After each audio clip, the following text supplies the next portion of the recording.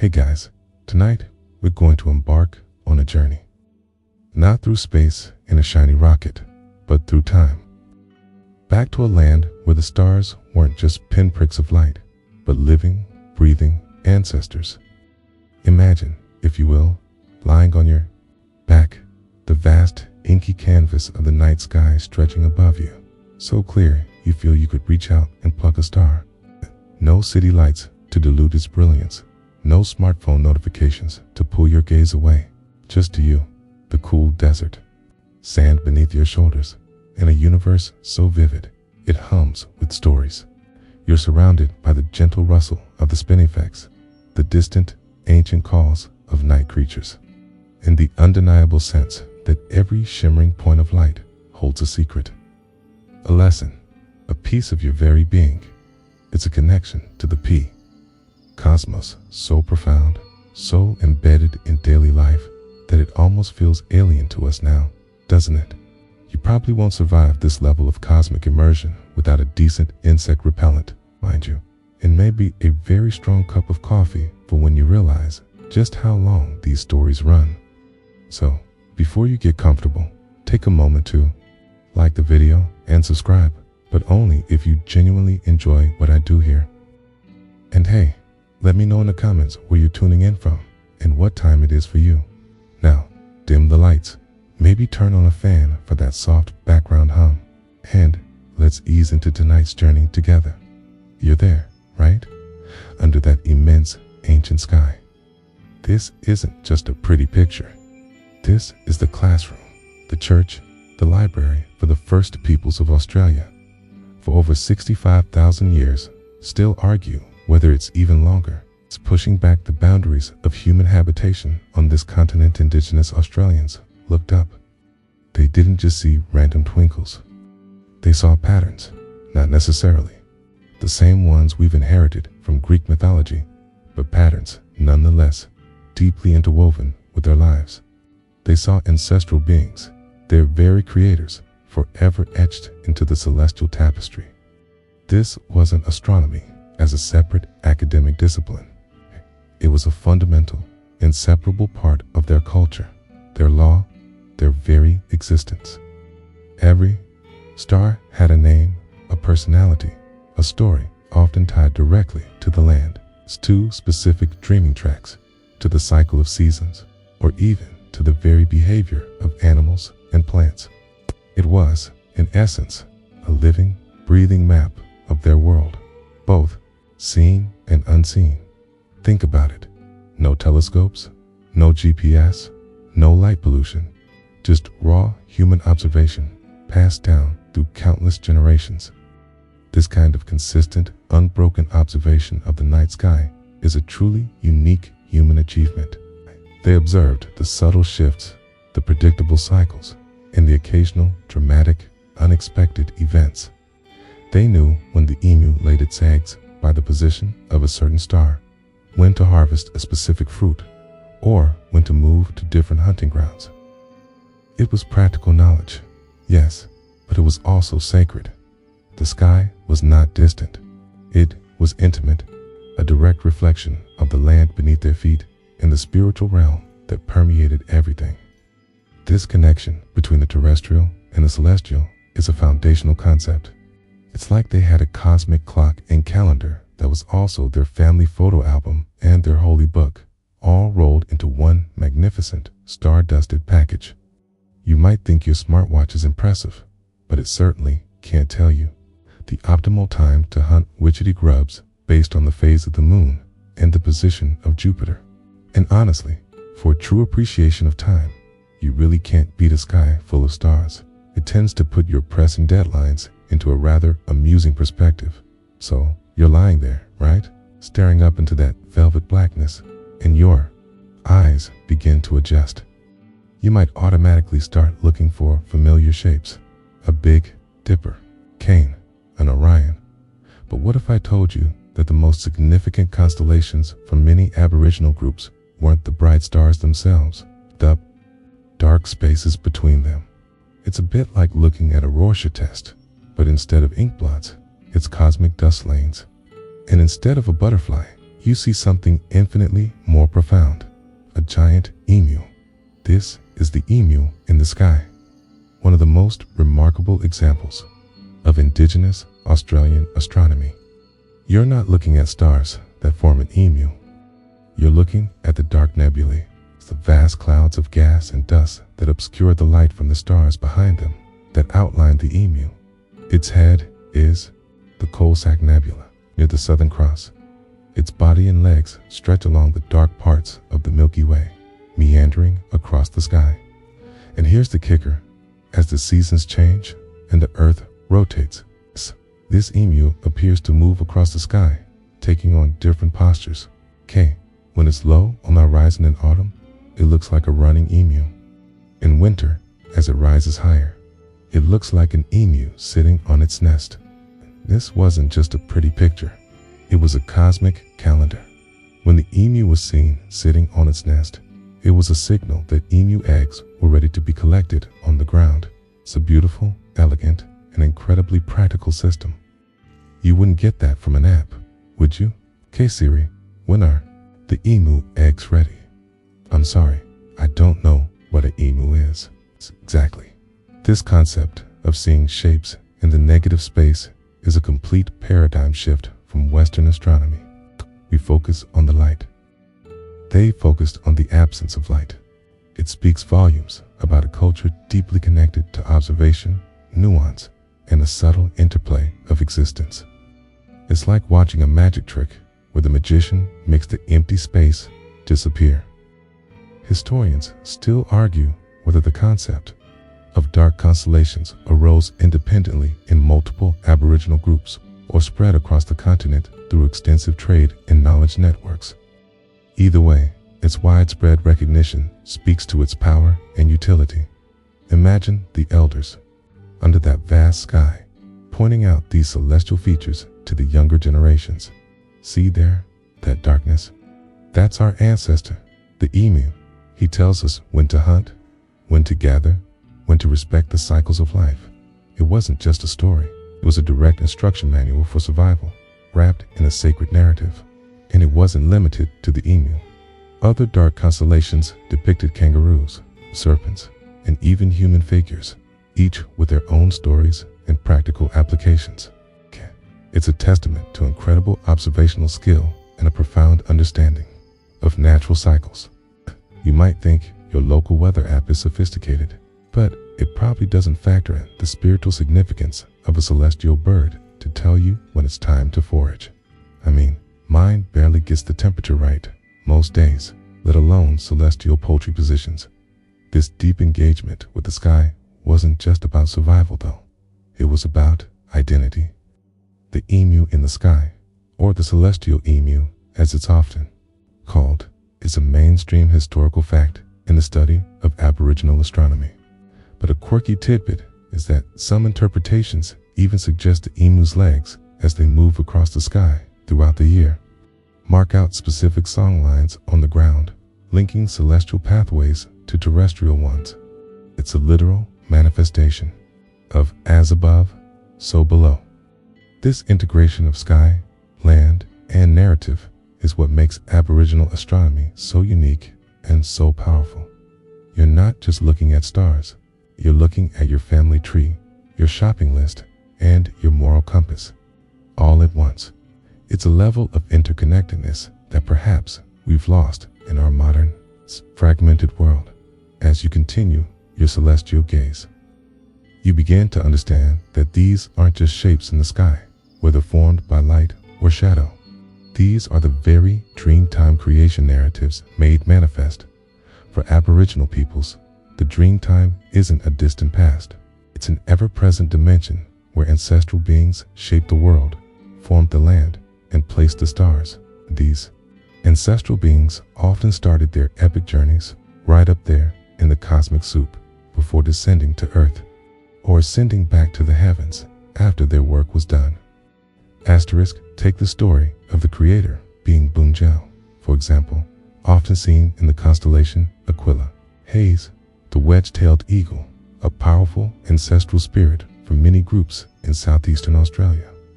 His stories tell of him creating mountains, rivers, animals, in the laws of human society. And when his work was complete, he ascended into the sky, where he watches over his creations. So, when you look at Aquila, you're not just seeing a cluster of stars, you're seeing Bunjil forever, connected to the land he shaped and the people he guided. It's like having your entire history book, your entire moral code, constantly displayed above you, twinkling with profound significance. Your school textbooks never looked that good, did they? And they certainly didn't tell you when the fish were running. These creation stories are incredibly diverse across the continent, reflecting the richness of hundreds of distinct language groups and cultures. Yet, a common thread is that the stars are often the ancestors themselves, or the places where their spirits reside. They are not merely distant objects, but they are kin, family, and lawgivers. When an elder points to a star, they might be pointing to a great dash, great dash, great dash, great dash grandparent, or a sacred site on earth that was formed by that very celestial being. This level of personal, familial connection to the universe is something truly remarkable. It imbues every star, every meteor shower, with immense personal and cultural weight. Historians still argue whether some Dreamtime stories, particularly those describing significant celestial events like supernova or comets, to be ancient oral records of actual astronomical phenomena. Imagine a story passed down for tens of thousands of years, subtly changing, but still retaining the core memory of a star exploding in the night sky, a phenomenon so rare in human experience. It's a tantalizing thought, suggesting an unbroken chain of observation stretching back further than almost any other human record. It's like finding a 60,000-year-old receipt for a cosmic fireworks show. M-A-I-N-S-T-R-E-A-M. Historical fact is that the Aboriginal concept of time is often described as cyclical, not linear, with the Dreamtime constantly intersecting with the present. The celestial narratives reflect this. The events of creation are not relegated to a bygone era, but are continually reenacted and reinforced by the movements of the stars. This cyclical nature reinforces the idea that the universe is alive, always unfolding, always in motion, and that humans are an integral part of this cosmic dance. And here's a quirky tidbit. Some dreaming stories explain the very existence of the Milky Way not as billions of stars, but as the smoke from ancestral campfires or a great celestial river flowing across the sky, its waters teeming with fish and other creatures.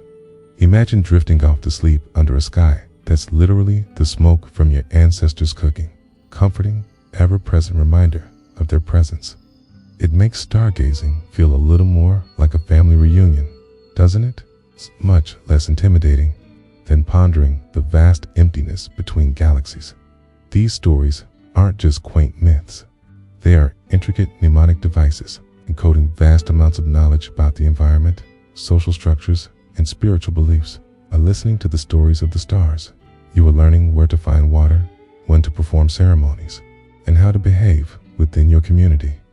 The universe was literally teaching you how to live. It was, in essence, the ultimate multimodal learning experience, complete with stunning visuals and an epic soundtrack of crickets and distant dingo calls. Now that you've wrapped your head around the idea that the sky is a living canvas of ancestral beings and creation stories, let's get down to earth, quite literally. This profound cosmic knowledge wasn't just for spiritual enlightenment or bedtime stories. It was intricately woven into the practical fabric of daily life. For Indigenous Australians, celestial navigation guided their grounded life in ways that would make modern meteorologists and cartographers blush with envy. Imagine needing to know exactly when a certain fish species would migrate upriver, or when a particular bush food would ripen, or even when the best time was to perform a specific ceremony crucial for the land's health. You didn't have a calendar app. You had the stars. The rising and setting of specific stars or constellations at different times of the year acted as precise indicators for seasonal changes and resource availability. For instance, the appearance of the Pleiades, known by many groups as the Seven Sisters in the pre-dawn sky, might signal the start of the dingo mating season or the ripening of certain fruits. Conversely, their disappearance from the evening sky could mark the arrival of cold weather. It's an astronomical clock, perfectly synchronized with the natural world around them. You thought setting your alarm for sunrise was impressive. Try setting it by the appearance of a faint star cluster thousands of light years away, and then using that to decide if it's too early to go hunting for grubs. This isn't just a quirky tidbit. It's a mainstream historical fact that this precise observational astronomy enabled communities to survive and thrive for millennia in a vast, often harsh continent. They didn't just know when things happened, but why they happened, often attributing it to the actions of the ancestral beings in the sky. For example, in some regions, the setting of the constellation Scorpius, often seen as a hunter or a powerful figure, might coincide with the arrival of certain migratory birds, linking the celestial event to the terrestrial rhythm. It was, in essence, a sophisticated ecological almanac etched in starlight. Historians still argue whether the level of precise predictive power extended to long-term climate forecasting, such as anticipating El Niño cycles based on subtle astronomical cues that might take years to manifest. But what is undeniable is their mastery of immediate and seasonal prediction. You see, when your survival depends on knowing exactly when to move camp or when a particular plant is ready for harvest, you become an unparalleled observer of your environment, both above and below. Consider the movements of the moon. Beyond its phases, simply marking the days, its position relative to certain stars could indicate tidal patterns or the best times for fishing. It's a dynamic, ever-changing map. And the sun, while providing daily warmth and light, also played its part in these celestial calendars. The position of the sun at dawn or dusk against prominent land features at specific times of the year could signal solstices and equinoxes, further refining their understanding of the annual cycle. It's like having a perfectly calibrated sundial built into the very landscape and sky. And it rarely needed new batteries, which is more than I can say for my fitness tracker, which always seems to die mid-jog. This deep reliance on the sky fostered a profound respect for the natural world and its intricate cycles. It wasn't about conquering nature, but living in harmony with it, understanding its language, and responding to its cues. Every sunrise, every moonrise, every twinkling star was a reaffirmation of their place within the grand cosmic design. And for thousands of years, this system worked. It enabled complex societies to flourish, to manage resources sustainably, and to pass down an unbroken chain of knowledge from one generation to the next, all by simply looking up. It really makes you question the necessity of that weather app, doesn't it? Though I suppose it's slightly less convenient to predict rain based on Jupiter's alignment than a quick tap on your phone. Slightly so. You've grasped how the sky served as a calendar and a guide, but the connection went even deeper, literally grounding the cosmos. For Indigenous Australians, the land itself was a vast open-air cathedral, and many sacred sites were cosmic alignments, mirroring the celestial patterns above. This wasn't accidental. It was deliberate, profound, and deeply spiritual. Imagine a specific rock formation or a natural amphitheater on the ground that, at a particular time of year, perfectly aligns with the rising or setting of a significant star or a constellation. This isn't just a pretty coincidence. It's a validation, a tangible link between the earthly realm and the ancestral sky. These sites often became places of ceremony, initiation, and storytelling, where the wisdom of the sky could be directly experienced and reinforced on the land. It's like finding a real-world X on a treasure map that, when you stand on it, points directly to Orion. Except the treasure is ancient knowledge, and Orion is your great-grand ancestor. Much cooler than gold. if you ask me. A mainstream historical fact is the existence of numerous stone arrangements and natural landforms across Australia that demonstrate deliberate astronomical alignments.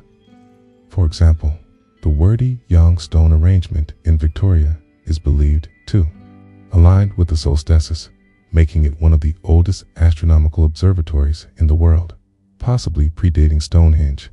This isn't just a pile of rocks. It's a testament to thousands of years of continuous, sophisticated astronomical observation and engineering. It makes you wonder what kind of GPS they had back then, doesn't it? It's probably a really good sense of direction and an even better memory. Historians still argue whether all such alignments were intentional astronomical observatories or if some were coincidental and later imbued with cosmic significance. However, the sheer number and precision of some known sites strongly suggest deliberate design. It points to a profound understanding of celestial mechanics and a desire to integrate that knowledge into their physical and spiritual landscape. Consider the notion that the Milky Way, often seen as a cosmic river or path, has its terrestrial counterparts in the form of actual rivers or trade routes. The stories connecting them aren't just allegories, they imply a deep topographical and cosmological understanding. You could be walking along a river on Earth and simultaneously tracing the path of an ancestral being in the sky. It's a multi-dimensional map where the spiritual, the terrestrial, and the celestially linked. This is a far cry from your Google Maps. It probably just tells you there's a cafe nearby. Here's a quirky tidbit. Some dreaming stories describe how ancestral beings, after creating the landforms, ascended into the sky and became stars, or vice versa. So, a mountain range on Earth might be seen as the resting place of a celestial serpent. And a specific star might be considered the eye of that very serpent. This blurs the lines between the physical world and the cosmic, creating a single, integrated reality. You're not just looking at a pretty landscape. You're looking at a piece of the universe that decided to chill out on Earth for a bit.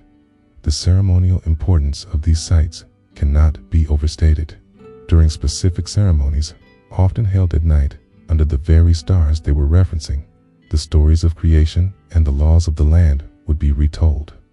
The celestial alignments would confirm the timing and validity of these ceremonies, ensuring their efficacy and perpetuating the knowledge. It was a holistic system, a living, breathing testament to the profound connection between the people, the land, and the sky. You might go to a museum to see ancient artifacts. They went to the land under the stars to live their history, and it was probably a lot more interactive than your average museum tour, especially if ancestral beings started making an appearance. As you stand on these sacred aligned lands, gazing at the mirrored cosmos, you start to understand that this isn't just about static points of light or fixed earthly features. The knowledge was dynamic, flowing, and deeply interconnected, much like the songlines Cosmic Journeys mapped. If you remember that crocodile dung sunscreen from earlier, just kidding, but imagine the smell. The concept of songlines is even more intricately layered for countless generations.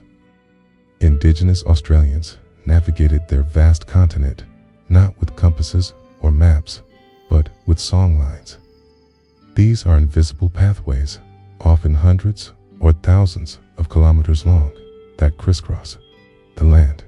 Each songline is a narrative, a series of songs, dances, and stories that describe the journey of an ancestral being during the Dreamtime, creating the land, its features, and its creatures.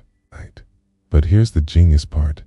These songlines often have a celestial counterpart. The earthly journey of an ancestral being might mirror the path of a specific star or constellation across the night sky.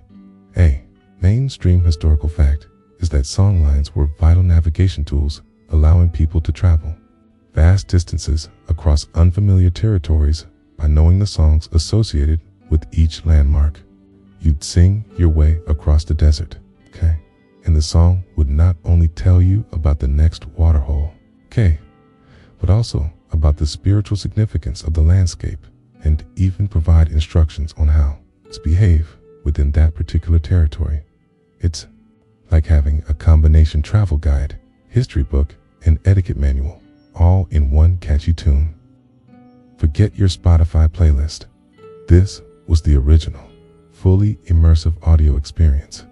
Historians still argue whether the celestial aspects of songlines were primarily mnemonic devices to aid in remembering the complex terrestrial paths, or if the celestial narratives held their own independent and equally important significance. What's clear, however, is that this dual mapping system, earthly and heavenly, created an incredibly robust and enduring way to transmit knowledge across generations. Imagine walking across a vast, flat plain. There's little to distinguish one horizon from another during the day. But at night, a specific star rises over a distant hill, a hill described in your song. As the star moves across the sky, it outlines the path your ancestors took, guiding your way and reminding you of the stories connected to each landmark you pass. This star isn't just a guide, it's a living part of the song, a celestial echo of the journey you're undertaking. It's a truly profound way to connect to your environment, far beyond what any satellite navigation system could ever offer. Your GPS just tells you to turn left. A songline tells you why that left turn is significant. Here's a quirky tidbit. Some songlines are so extensive they span across multiple language groups, with each group knowing a specific segment of the song. When they meet, they can sing the path together, literally connecting distant communities through shared knowledge and culture. It's the ultimate collaborative storytelling, where the lyrics are the landscape itself and the melody is the movement of the stars. It's like a cosmic relay race, passing the baton of knowledge from one community to the next. Over thousands of years, the integration of terrestrial songlines with celestial paths meant that the entire continent was mapped not just geographically, but cosmologically and spiritually. Every rock, every tree, every waterhole had a story, and often, the story had a direct link to a star or a dark patch in the Milky Way. You were always walking within the dreaming, always connected to the ancestral past, present, and future. This wasn't just navigation, it was a way of being. You weren't lost if you knew the song, even if your phone battery died and you had absolutely no idea where your car was parked. You're deep into this cosmic journey now, right? You've seen the emu in the dark, walked the songlines, and understood that every part of the land mirrors the sky. Now, let's consider the dynamic aspect of this celestial tapestry. Stellar omens, earthly warnings, because the sky wasn't just a static map, it was a constantly communicating entity, sending messages, hints, and sometimes even stark warnings to those who knew how to read them. Imagine a sudden, unexpected streak of light across the night sky, or a change in the usual appearance of a familiar star. For many Indigenous Australian groups, these weren't just random occurrences. They were interpreted as omens, direct communications from the ancestral realm, often tied to very practical concerns on the ground. A bright meteor might signify an important event about to happen in the community, perhaps a death, a birth, or the arrival of visitors.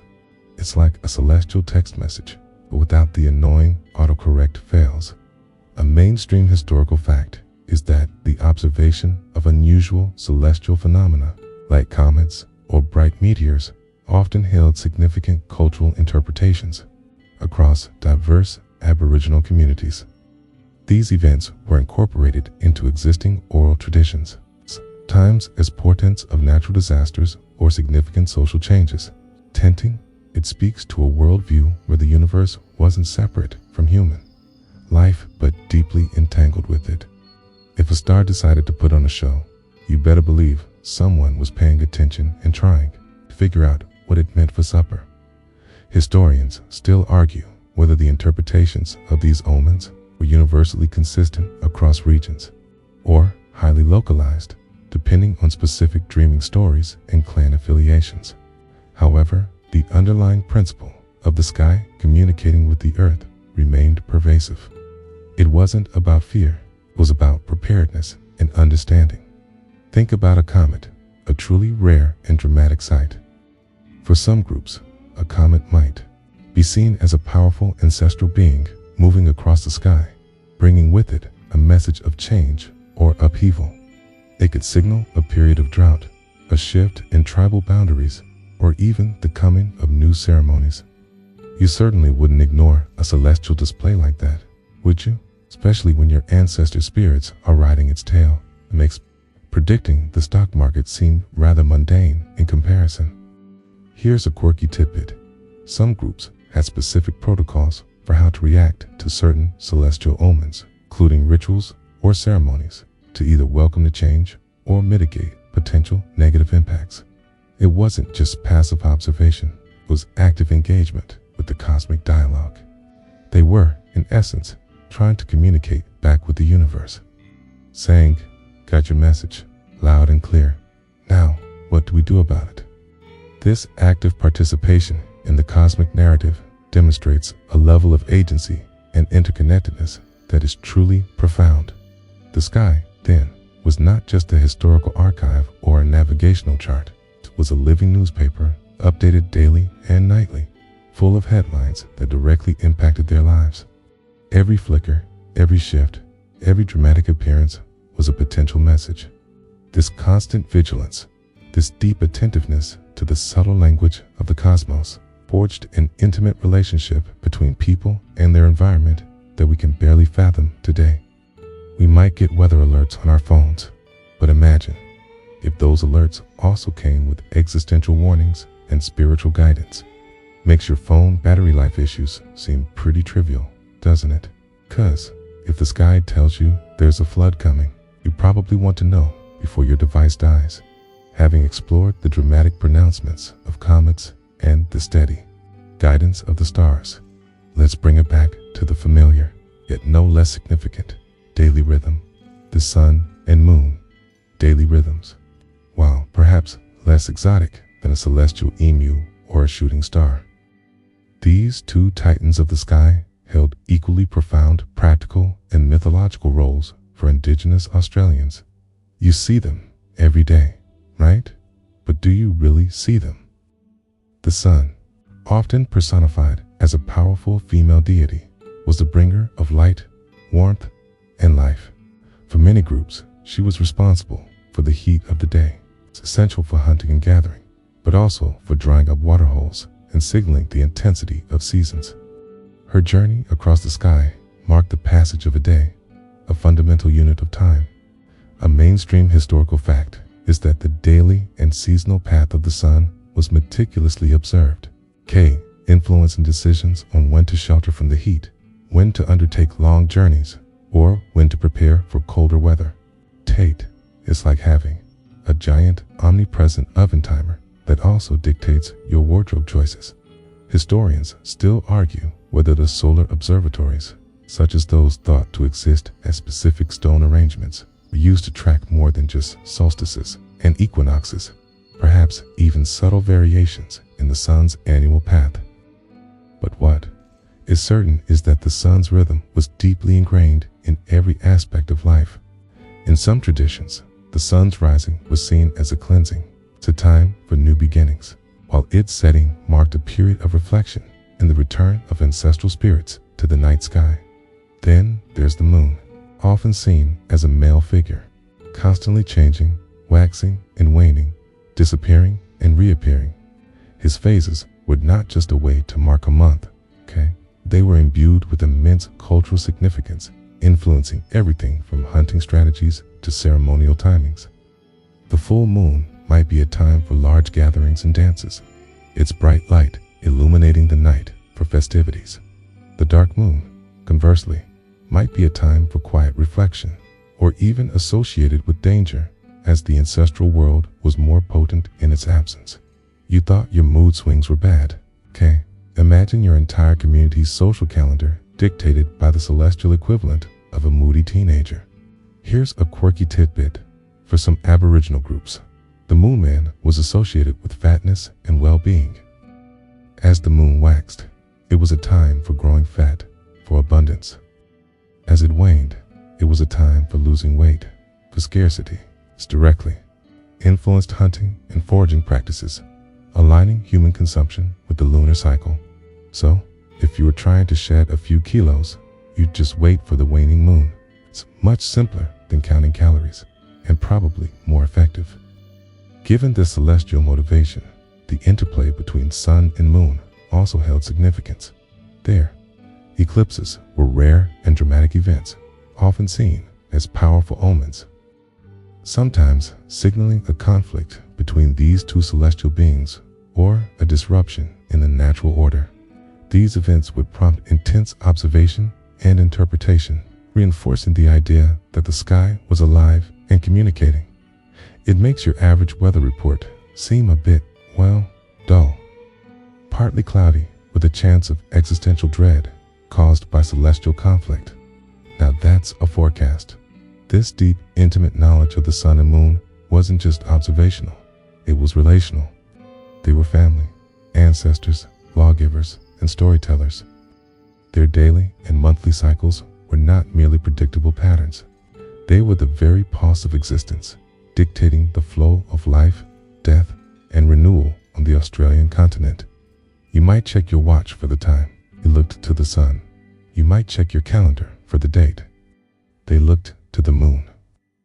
And in doing so, they connected themselves profoundly to the ancient, enduring rhythms of the cosmos from the familiar daily dance of the sun and moon. Let's now drift to a constellation that holds immense, widespread significance across diverse cultures. But with a uniquely Aboriginal interpretation, the Pleiades, Seven Sisters influence. For many Indigenous Australian groups, this shimmering cluster of stars wasn't just a pretty sight. It was a cosmic family, a group of powerful female ancestral beings whose stories were woven into the very fabric of the land and law. You can often spot the Pleiades as a tight little cluster of stars, almost like a miniature dipper near the shoulder of Taurus in Western astronomy. But for Aboriginal peoples, they are the Seven Sisters, fleeing from a male pursuer, often represented by the constellation Orion. This narrative, cosmic chase across the heavens, is incredibly pervasive across the continent, though the specifics of the pursuer and the sisters' escape vary from group to group. It's a story of creation, of law, of the dangers of forbidden relationships, and of the enduring power of women. It's like the original reality TV show, but with higher stakes and much, much better special effects. A mainstream historical fact is that the annual appearance and disappearance of the Pleiades was a crucial seasonal marker for many Aboriginal communities. Their heliacal rising when they first become visible above the eastern horizon, just before sunrise, often signaled specific environmental changes, such as the start of the wet season in some northern regions, or the flowering of particular plants in the south. This meant it was time for specific ceremonies, hunting practices, or moving to different resource areas. It was a cosmic alarm clock, perfectly tuned to the rhythms of the land. Historians still argue whether the widespread Seven Sisters narrative across Australia, and indeed in many cultures globally, points to a shared ancient origin, or is a testament to the universal human's tendency to see similar patterns in the sky and weave similar stories around them. Regardless, its deep integration into Aboriginal law and custom is undeniable. Imagine an elder pointing to the Pleiades and telling a young person, "See those sisters?" The story teaches us about respect, about boundaries, and about the consequences of transgression. The celestial narrative becomes a powerful mnemonic for remembering complex social laws and moral codes. It's a living textbook with the stars as its illuminated script. You thought your parents telling you off was bad? Imagine a cosmic chase across the galaxy being used to illustrate your misdeeds. Talk about dramatic impact. Here's a quirky tidbit. In some Aboriginal traditions, the Pleiades are not just seen as human women. but sometimes as malleefowl or other birds, linking them directly to specific animal behaviors and resource availability. The sight of the Pleiades could signal the time for collecting malleefowl eggs, reinforcing the seamless connection between the sky, the land, and the sustenance of life. It's not just a story, it's a detailed foraging guide, whispered across millennia by starlight. The story of the Seven Sisters is also deeply tied to women's business and ceremonies, often restricted to initiated women. This highlights the sophisticated nature of knowledge transmission, where specific celestial narratives were entrusted to particular gender or age groups, ensuring their sacred integrity and proper use. It's a system of knowledge management that would put most modern corporations to shame without the need for endless PowerPoints or overly complex flowcharts. Just look up, listen to the story, and understand your place in the universe and your responsibilities within your community. And if you're a guy, perhaps don't follow those particular stars too closely, unless you fancy being turned into a rock. It's just saying. From the elusive, yet influential, Seven Sisters. Our gaze now shifts to a giant of the night sky, instantly recognizable even to the most casual stargazers. But for Indigenous Australians, Orion, the hunter's southern echo, took on entirely different and equally profound meanings. Forget the Greek hero with his belt and sword. Okay, this constellation became a celestial character in a multitude of intricate Dreamtime narratives. You're probably familiar with Orion's distinctive belt of 3 bright stars, and the 4 stars that form his shoulders and knees. In many Aboriginal traditions, these stars are seen very differently.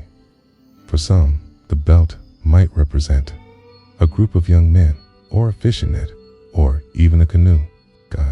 Betelgeuse, the red supergiant star in Orion's shoulder, might be a powerful ancestral figure, a fire, or a significant landmark. It's a complete reimagining of the familiar, turning it into something deeply connected to their own specific cultural landscape and stories. It's like finding out your favorite superhero is actually a mythological emu in disguise. Plot twist. A mainstream historical fact is that while Orion is a prominent constellation in Western astronomy, its diverse interpretations among Aboriginal groups highlight the distinct and independent nature of their astronomical systems.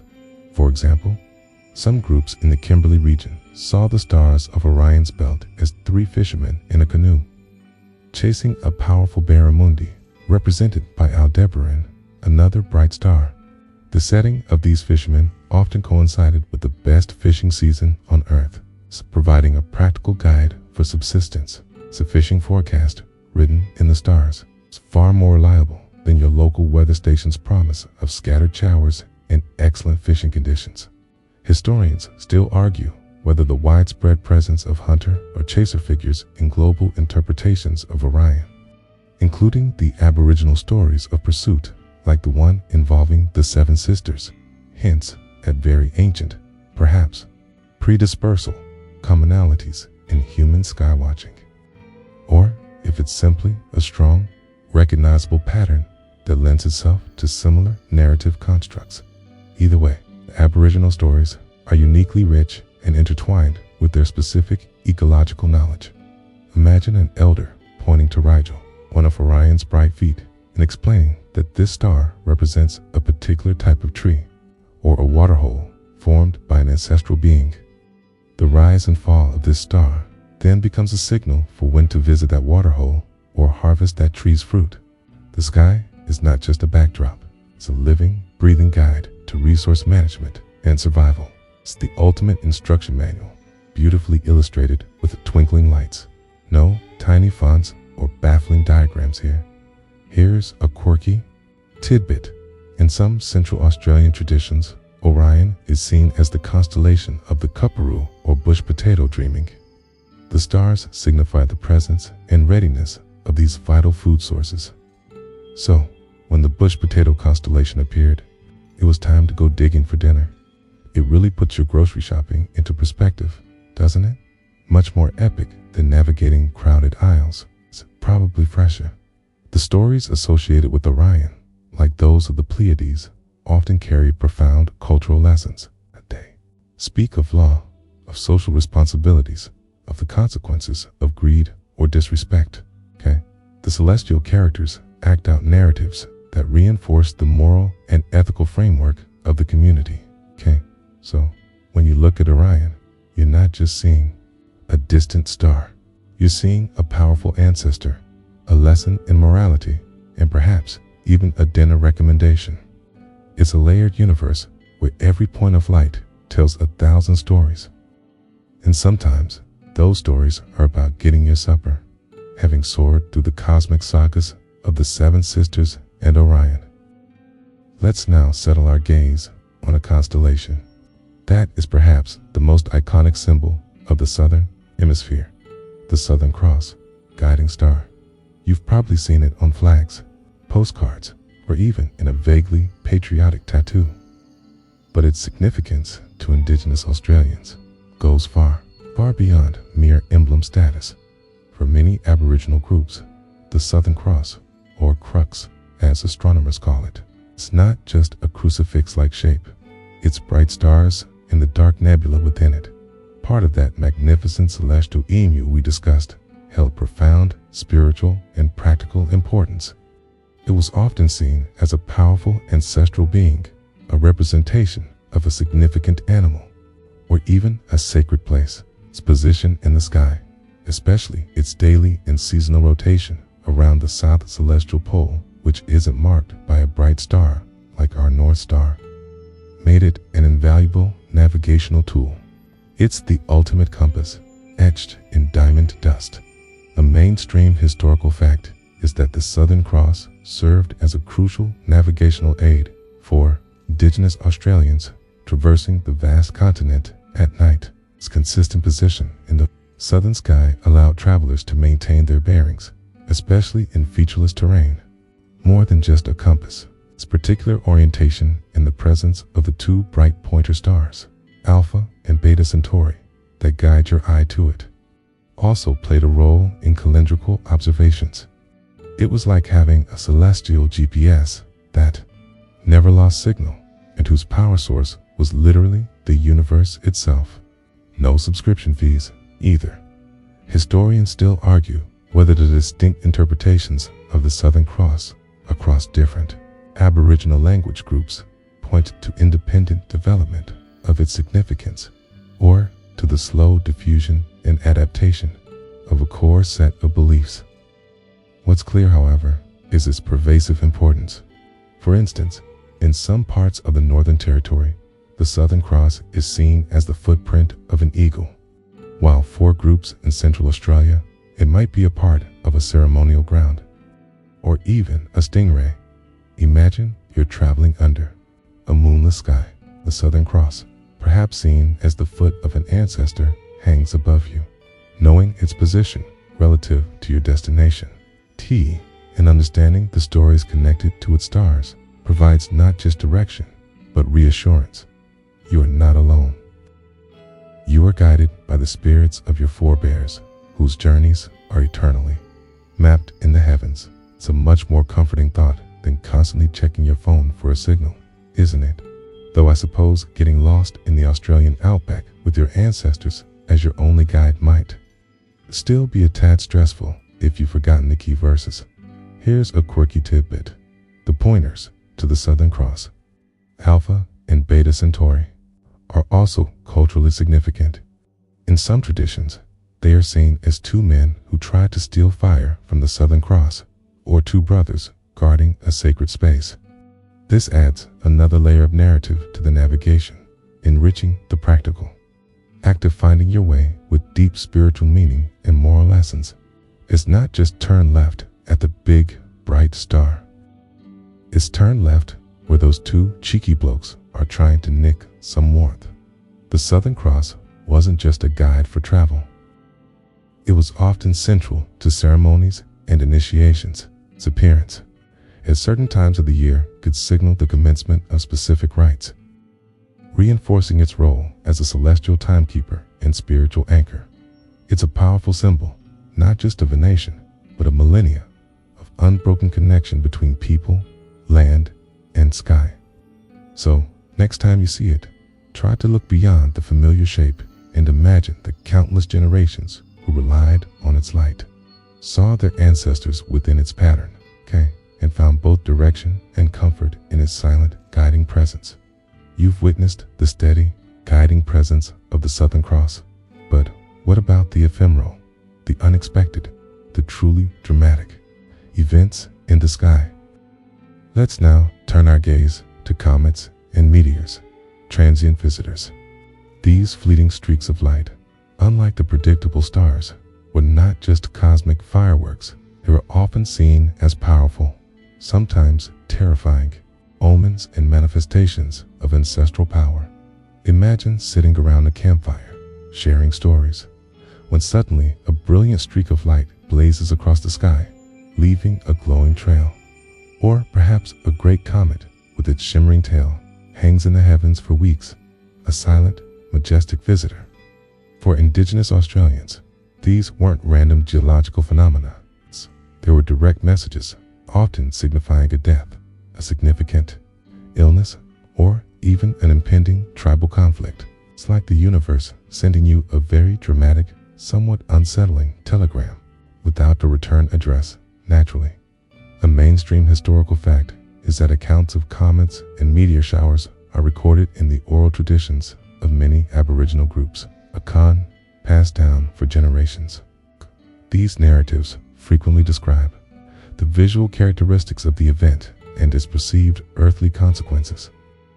For example, some stories describe a comet as a powerful snake spirit moving across the sky, bringing with it sickness or fire. It's a testament to incredibly long-term observation and the profound integration of even rare astronomical events into their worldview. Your meteor shower photos are cool, but they probably don't come with an ancestral warning about an impending drought. Historians still argue whether some of these ancient accounts, particularly those describing bright comets, might correlate with known historical commentary passages, thus providing an invaluable, albeit indirect, record of ancient astronomical events from a non-Western perspective. This makes the oral traditions not just stories, but a form of living historical archive. Consider the contrast between a predictable star and a sudden meteor. The stars were familiar ancestors, comforting and guiding. Meteors, however, often represented the sudden, disruptive actions of powerful, sometimes malevolent, ancestral spirits, or the spirits of the recently deceased traveling to the spirit world.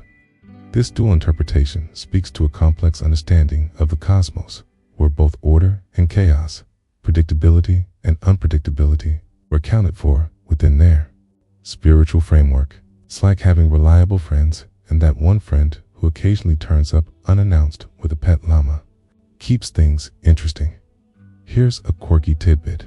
In some traditions, a shooting star might be interpreted as an ancestral spirit throwing a fire stick across the sky, or even as a child spirit playing in the heavens. These interpretations, while seemingly whimsical, often carry deeper meanings about life, death, and the ongoing cycle of existence. It paints a picture of a sky that is playful as well as profound, full of life and activity. It's not just inert matter. The arrival of a comet could prompt ceremonies, intensified dreaming, and heightened vigilance within a community. It forced people to consider their actions, their relationships, and their place in the universe. It wasn't just a spectacle. It was a cosmic call to introspection and often action. They couldn't just swipe left on a comet. A T demanded attention. So, the next time you see a shooting star, instead of making a wish, perhaps consider what ancient message it might be carrying. And whether it's telling you something about your own path, or just indicating that some celestial kid is having a bit too much fun with a celestial slingshot. You've traveled through ancient star maps, served celestial warnings, and watched the daily rhythms of sun and moon. But this incredible tapestry of knowledge, woven over tens of thousands of years, face an immense challenge. It's confront the impact of colonization. The arrival of Europeans in 1788, bringing with them a completely different worldview and a relentless drive to impose it, violently disrupted the intricate relationship Indigenous Australians had with their sky. Imagine a world where your entire understanding of time, navigation, law, and spirituality is intrinsically linked to the stars, the land, and ancestral stories. Then, suddenly, people arrive who see the land as empty, the sky as a mere backdrop for navigation by compass, and your stories as primitive myths. This wasn't just a cultural clash. It was a cosmic disconnect enforced by violence, disease, and dispossession. The very foundations of Aboriginal life, including their astronomical knowledge, were systematically undermined. A mainstream historical fact is that European colonization led to the decimation of indigenous populations, confiscation of their lands, and the suppression of their languages and cultural practices.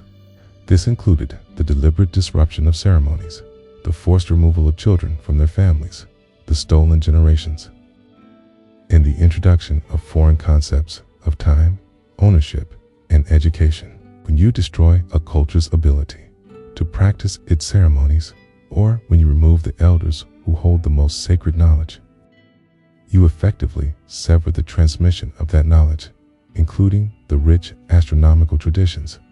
It's like someone coming in and ripping out half the pages of your history book, then burning the rest and telling you to learn trigonometry instead. Historians still argue whether the loss of specific astronomical knowledge was primarily due to the direct suppression of cultural practices, or if it was an inevitable consequence of the social upheaval and the shift to a Western calendar and clock. However, the outcome was undeniable. Generations grew up without the same depth of connection to their celestial heritage. The continuity of observation, interpretation, and storytelling was fractured. Think about it. How do you teach the nuances of the celestial emu when your people are forcibly removed from their traditional lands, or when the night sky is now polluted by the lights of burgeoning settlements?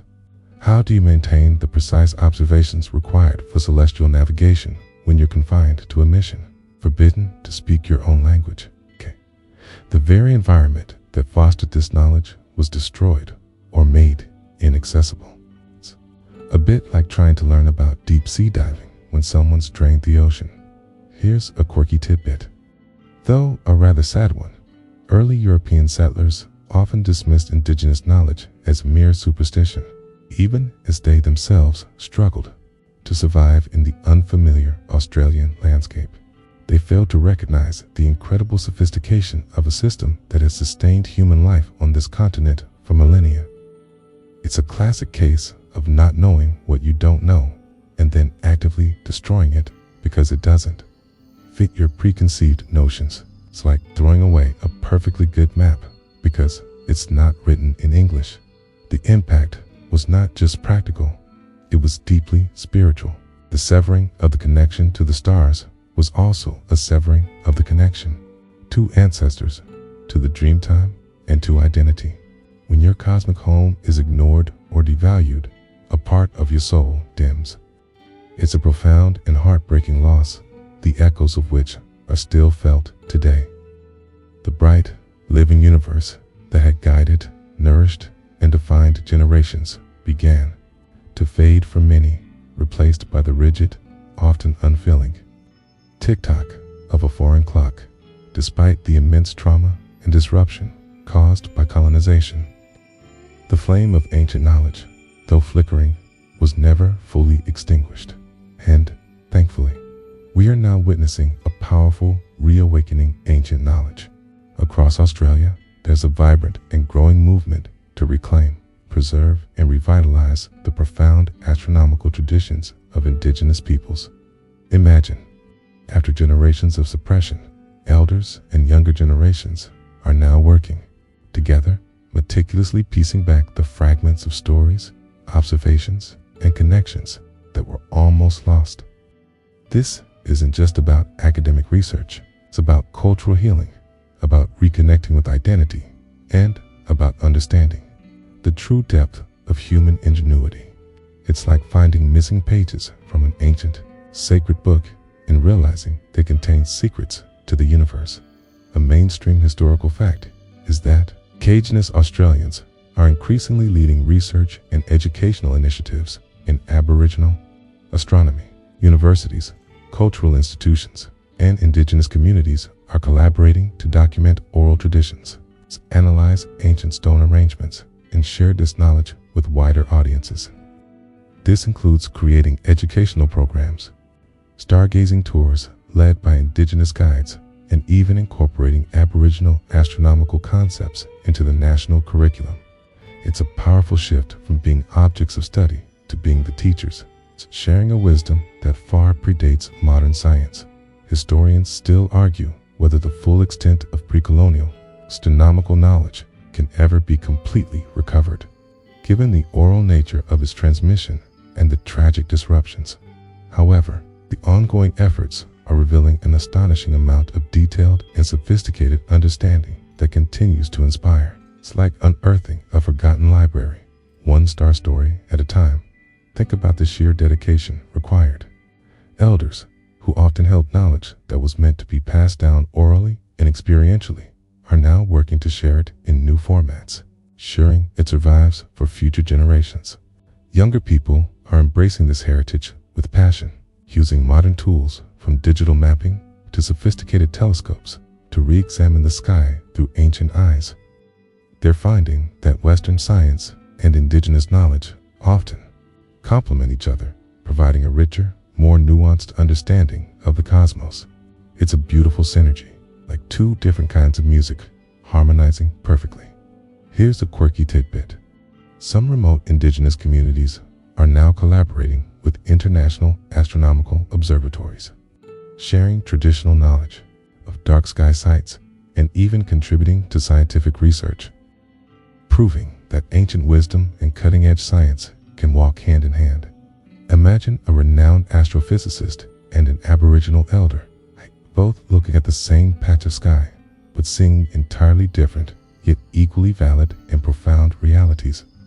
It's a truly humbling cross-cultural exchange, proving the universe is big enough for everyone's interpretations. This reawakening isn't just for Indigenous Australians, it's a gift to the world. It offers a unique perspective on humanity's relationship with the cosmos, one that emphasizes interconnectedness, sustainability, and deep respect for the natural world. It reminds us that there are many ways to know the universe, and that some of the oldest ways are the most profound. As you look up at the night sky now, you might start to see not just distant stars, but the potential for healing, for understanding, and for rediscovering a connection that was almost lost. It makes you want to go outside, doesn't it? Just remember the insect repellent. You're still in Australia, virtually speaking, and those mozzies are probably still on a cosmic quest for your blood. So, you've journeyed through the vast, star-dusted landscapes of Aboriginal astronomy, from the emu in the sky to the guiding Southern Cross, Kia, and witnessed the resilience of knowledge despite profound disruption. Now, let's bring it all back to you and consider your cosmic connection. This isn't just a history lesson, it's an invitation to rediscover a relationship with the universe that is, perhaps, more ancient and profound than you've ever imagined. You've learned that the stars aren't just points of light. They are ancestors, storytellers, lawgivers, and navigators. They are intimately woven into the very fabric of life. While you might not have the direct ancestral links to the Australian continent, the core message of Aboriginal astronomy resonates. Universally, we are all part of the cosmos. The atoms in your body were forged in the hearts of stars. The rhythms of day and night, moon phases, and seasons affect you, whether you consciously acknowledge them or not. It's a fundamental truth that often gets lost in our brightly lit, digitally saturated world. A mainstream historical fact often overlooked in a global context is that all human cultures, at some point, looked to the stars for guidance, inspiration, and understanding of their place in the universe. Aboriginal astronomy simply represents one of the longest, most continuous, and arguably most integrated examples of this universal human endeavor.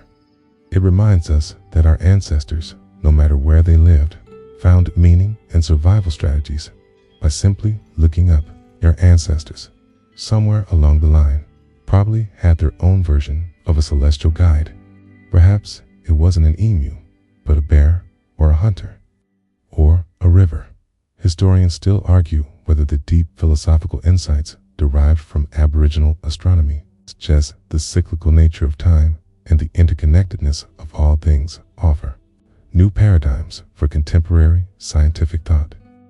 But what is clear is that these ancient perspectives challenge our modern, often reductionist, views of the universe.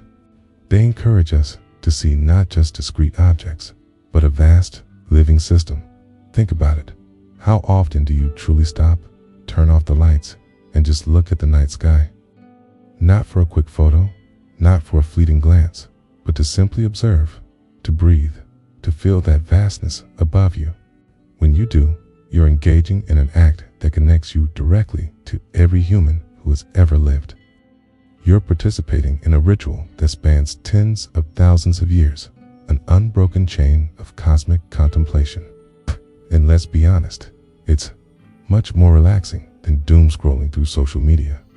Here's a quirky tidbit. The concept of listening to the country for Indigenous Australians extends to listening to the sky. The universe is constantly communicating, and it's up to us to learn its language, to interpret its subtle messages. This isn't just poetic, it's an active practice of mindfulness and deep ecological awareness. It suggests that perhaps the solutions to some of our modern problems might be found not in more technology, but in deeper observation and reconnection with the natural world, both earthly and celestial. So, as we bring tonight's journey to a close, consider this. The Australian Aboriginals dreamed of the stars not as distant, unknowable objects, but as intimate kin, as direct reflections of their land, their history, and their future. They built an entire civilization guided by starlight. Their legacy is a profound invitation to all of us to look up, to listen, and to remember our own cosmic connection. Now, as the stories settle around you like the gentle night air, feel the weight of countless generations who have gazed upon these same stars. Let your eyes soften, blurring the edges of the familiar constellations, allowing new patterns, new stories to emerge from the darkness and the light. The vastness above isn't empty. It's teeming with life, with meaning, with whispers of ancient wisdom. Feel yourself drifting, carried on the currents of the celestial river, an infinite journey that continues even as your own eyes grow heavy.